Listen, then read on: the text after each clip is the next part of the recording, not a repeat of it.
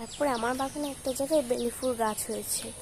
ভাবলাম চলো এই বেলি ফুল গাছটার নিচে লাগিয়ে দিই। চলো আসে এখন আমার গাছ লাগানোর দিকে। তো আমার গাছটা মেনলি হয়েছে এখানটাতে।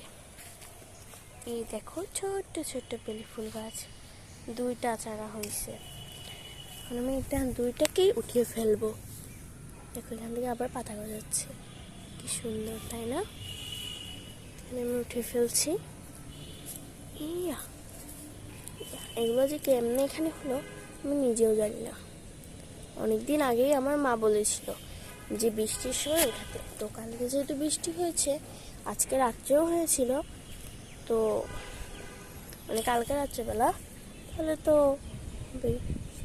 এটা উঠাতে গেলে একটু ভালোভাবে দেখে শুনে উঠাতে হবে। এটা শিকড়টা মনে হচ্ছে অনেকটাই বড় হবে।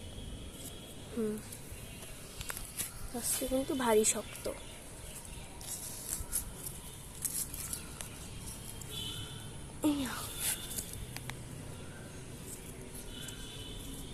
দেখো শিকড়গুলা, আমি এটা ভালোভাবে উঠিয়ে ফেলবো যাতে এটা কোনো ক্ষয়ক্ষতি না হয়, সেই অনুযায়ী।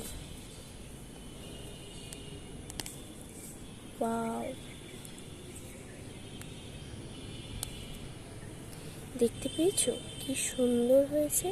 এখানে মনে আরও একটা চারা হয়েছিল, মরে গিয়েছে। 3টা চারার ভিতরে 2টা চারা বেঁচেছে। দেখো কত সুন্দর শিকড়। তো এখন আমি লাগিয়ে দিব এটা। বেশ কয়েকদিন ধরে দেখছি আমার বাগান একের পর এক আমাকে সারপ্রাইজ দিয়ে যাচ্ছে। মানে বিভিন্ন গাছ উপহার দিয়ে, যেমন এই গাছগুলো উপহার দিয়েছিল একটা, এখন অনেকগুলোই হয়ে গিয়েছে। আর অন্যান্য গাছ, গোলাপ গাছের চারাও এমনকি। আমি এখানে একটা গর্ত করে নেব। তো দেখো আমার গাছটা কিন্তু লাগানো কমপ্লিট। আর দেখো আমার বড় গাছটা কত করে এসেছে। এই যে একটা, আর এই দেখো গাছে কিন্তু এরকম অনেক পোকা ধরে, ওই পাতাগুলো ফেলে দিবা। এই পোকার কারণে কিন্তু আমার গাছটা মরে গিয়েছিল। এই যে এরকম যেসব পোকা ধরেছে গাছে, যেখানে যেখানে, সেই পাতাগুলো কিন্তু ফেলে দিচ্ছে। তো দেখো এখানেও করি এসেছে, তারপরে এখানে একটা করি, এখানে একটা করি, এখানে অনেকগুলা করি, আর অনেক জায়গায় করে এসেছে। আমি খুব খুশি আমার বেলি ফুল গাছের উপর।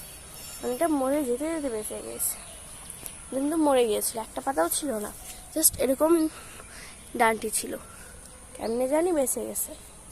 তারপরে এই যেখানে অনেক গাছ হয়েছে।